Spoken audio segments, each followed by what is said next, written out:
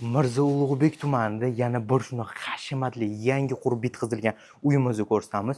Bu uyimiz ko'ryapsizmi? Hashamatli uyimiz 4 urindan iborat bo'ladi. Podvol qismi 1-qavat, 2-qavat va mansardniy zonalar ham qilib ketilgan. Общий kvadraturasi men o'zim esimda yo'q, lekin aniq bilaman sizlarga 800 kvadratdan yoki plus minus 1000 kvadrat bor. Chunki juda ham katta uyimiz. Uyimiz to'liq videoni men sizlarga ko'rsatishga boshlayman. Bitta yoninglarga nimadir olsanglar haqiqatdan maza qilib yeb ichib ko'rib o'tirsanglar bo'ladi yokida uy olmoqchi bo'lgan shunaqa katta uy olmoqchi bo'lgan tanishinglar bo'lsa albatta bu videoni yuborib qo'ying. Mirzo Ulug'bek tumani Darxonda joylashgan uyimiz bo'ladi. 6 sotuvdan iborat. Bitta ko'ryapsizmi? Fasad qismlari shunaqa toza mahsulotlardan ishlatib ketilgan, hamma joyi shunaqa premium kачествоda qilib ketgan. Uyimiz bu yerda ikkita yashil hudud tashab ketilgan. Bu yerda mashina qoldirish uchun, bemalol qo'yish uchun, mashina qo'yish uchun joyimiz bo'ladi. Bu tomoni yana bitta choy ichib o'tiradigan zonasi va bu yerda uyimizni o'zini ko'cha uchun basseyn qilib ketilgan va uyimiz pastdan ham, uyimiz podvoldan ham basseynlar bor. Uyimiz har tomonlama tomon turistga hammom deysizmi, bizda sauna deysizmi, hammasi qilib ketilgan. Uyimizda yuringlar, mana bu orqa tomoni bo'ladi. Mana bu ko'ryapsizmi, mana buni shunaqani qanaqadir daraxt bu. Daraxtning otini o'zim bilmayman. Bilgan odamlar shuni kommentariyada yozib yuboringlar. Mana daraxtni ko'ryapsizmi? Mana uji gullab qo'yishgan, haqiqatda chiroyli bo'lib turibdi. Bahor kelganda shu yerdan bilsanglar bo'ladi. Bu yerda bizda barbeku zonamiz, alohida barbeku zonasini ko'ryapsiz. Bu yerda mana bu yerda выхлажной tizimli qildirib ketilgan, bemalol havoni tortib olib ketadigan zonasi.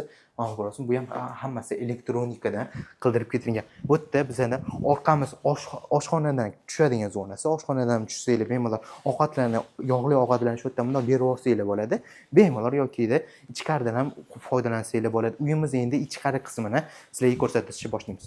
Uyimiz 1-qavatga sizlar bilan sayohat qilamiz. Shunda kirganingizda ko'rsanglar, bu yerda kattagina bizda koridor qismimiz kutib oladi. Bu yerda keyingi xonalariga bog'lanib ketadigan xonasi va sizlarga hozir oshxonadan boshlaymiz. Ayollar sevadigan oshxonamiz bo'ladi. Instagram tarmoqlarimizda kuzatib boradigan bo'lsangiz, bizda alohida bu yerda oshxonasini oxirida ko'rsatganmiz.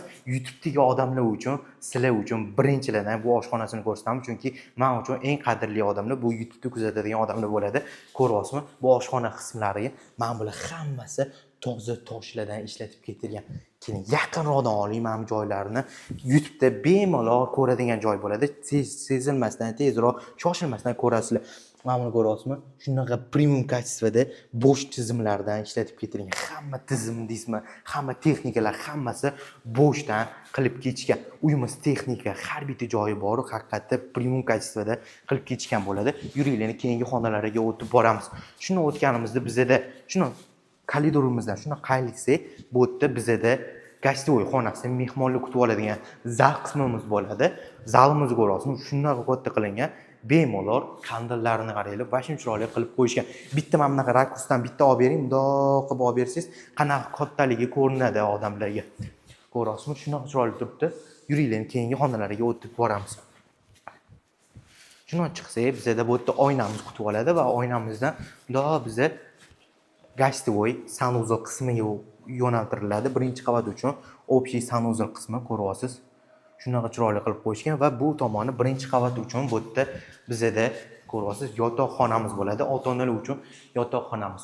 Bu ham yotoqxonasi patolonlari ham juda ham katta qilib ketilgan. Plus minus 3.40 yoki 4 metrli qilib ketilgan. Haqiqatda ko'ryapsiz, juda ham katta qilingani uchun xona ham katta ko'rinyapti. Bemalol kravatlarni joylashtirib qo'ysangiz, haqiqatda zo'r yechimlardan biri. Yuringlar, endi sizlarga bu uyimizni 2-qavatga chiqib ketadigan va podvolga tushib ketadigan zonasi. Mana buni ko'ryapsizmi? Hammasi toza qo'l mehnati, hammasi toza qo'l mehnati va yor ostiga sim bu yerda bizda yog'ochlardan ishlatib ketilgan. Yuringlar, endi sizlarga 2-qavatga sayohat qilamiz. 2-qavatga sizlar bilan sayohat qilamiz. 2-qavatga shuni bizani o'ng tomonimizda yana bir yotoqxonamiz hisoblanadi. Ko'rsanglar, bu yerda yana bitta детский yotoqxonasi, o'zini uglovoy uglovoy oynalar qoldirib ketilgan, bemalol prostransiya qoldirib ketgan. Yuringlar, keyingi xonalarga o'tib ketamiz. Bu uyimizdan chiqqanimizda yana bitta bizda 2-qavat uchun общий bitta sanuzil qismlariga e'tibor beringlar. Shunaqa qimmatbaho sanuzil qismlari ishlatib ketilgan, haqiqatda bitta like bosib yuboradigan joyi bo'ladi. Bu tomoni yana bizda to'g'ridimizda yana bitta yotoqxonamiz bo'ladi. Buni ham uglovoy oynasi va o'zini balkoni qilib ketilgan. Buni ham katta farzandingiz uchun alohida joy tashab qo'ysangiz bo'ladi. Bemalol maza qilib, yayrab, yashnab yurishadi. Uyimizda mana bu tomoni hozir bizda yana bitta ikkita yotoqxonasini ko'rsatamiz va bu gastivoy va eng katta master spalnisini ko'rsatamiz. Uni sanuzuli haqiqatda sizlarga aytaman, bitta mana yoqib boring, yorib bo'lib turing. Yuring. Kiring. Mana bu xonaga bitta ko'rsangiz, bu yerda yana bitta detskiy spalnya qoldirib ketishgan. O'zligini. Va bu tomoni yana bitta bizani spalnya qilib qo'ysanglar bo'ladi. Bu tomon yokida bitta garderob xona qoldirib qo'ysanglar bo'ladi. Ham eng zo'r yechimlardan biri yuringlarni sizlarga master spalnyasini ko'rsataman. Bu master spalnyasi bor, shunaqa chiroyli qilishgan. Men master spalnyasiga shunday kirasiz. Bu katta ko'rasizmi? Xonasi ham juda ham katta. Hamki mebel qo'yib qo'ysanglar ham, mamutga bemalol любой narsa joylashtirib tashlasanglar bo'ladi. Shunaqa juda ham katta qilib qo'yishgan va hozir sizlarga o'zini master spalnyani o'zini sanuzuliga sayohat qilamiz. Esinglarda bo'lsa, men Instagramga shunaqa video qilganman. Mana buni ko'ring, bitta dushoy kabinkasini qimmatbaho texnikalar qilib ketgan, hammasi mana buni ko'ryapsizmi? Smesitelari eng qimmatbaho va bu uy uchun to'g'risini aytaman, chet davlatdan Italiyadan hammasi olib keltirilgan, qimmat narsalar ishlatib ketilgan. Nimaga qimmat narsalar? Chunki bu yerda aytganimda nimaga hamma narsa bu yerda qarasanglar, mana bunaqa yotadigan deysizmi, hammasi nimaga bunaqa qimmat narsalar ishlatilgan desanglar, bu uyimiz oldin o'zligi uchun remont qilishgan va o'zligi yashash uchun kelajakda shunaqa niyat qilib shunaqa qilishgan va hozirda planlar o'zgarib boshqa maqsadlar paydo bo'lib qolgan. Shuning uchun hozir sizlarga bag'ishlanyapti bu video. Agar misol uchun siz o'zingiz uchun uy xarid qilmoqchi bo'lsangiz, oilangiz katta bo'lsa, o'zingiz uchun uy olmoqchi bo'lsangiz, bu uy sizlar uchun bag'ishlanadi. Bu uyimiz endi uyimiz aytganimdek 4 qavatlardan iborat. Podvor qismi 1-qavat, 2-qavatni hozir biz ko'ryapmiz va hozir mansardning zonasiga ham chiqamizda. Yuringlar, video uzmasdan bittadek sizlarga ko'rsatib qo'yay. Mansardning zonasi. Shuni ko'rsanglar, mansardning zonasiga ham shundan chiqishimiz, shunday kattani zina ham kichkina zina emas, bemalol chiqsanglar bo'ladi. Bunaqa shunday nadojnoy patologlar qilib ketgan, shunaqa emas, bunday yoqib qo'ysanglar, yoqib qo'yiladi. O'chirib qo'ysanglar ham bo'ladi. Bu mansardning zonasi, mansardning zonasini ham bo'lib tashalgan.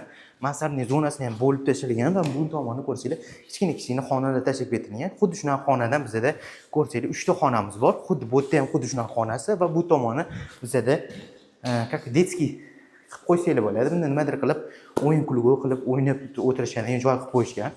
Bu tomoni endi kattagina joy. Hozir sizlarga endi podvoliga sayohat qilamiz. Uyimiz podvol qismiga tushamiz. Podvol qismi mana bu tomoni bizga alohida joyi. Bu tomonni o'tkazib olmaslik uchun alohida ko'rsatib qo'ydik. Bu eng zo'r joylardan biri bo'ladi.